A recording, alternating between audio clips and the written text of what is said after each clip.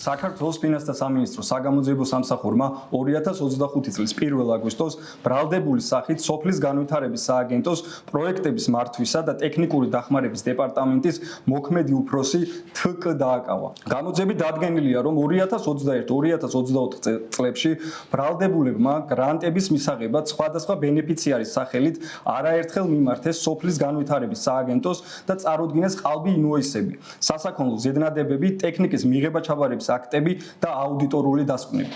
წარდგენილი ყალბი დოკუმენტების საფუძველზე სააგენტო ბრალდებულებს მათივე მფლობელობაში არსებულ საბანკო ანგარიშებზე ჩაურიცხა სასოფლო-სამეურნეო ტექნიკის შესაძენად გამოყოფილი თანადაფინანსების თანხა 826.815 ლარის ოდენობით.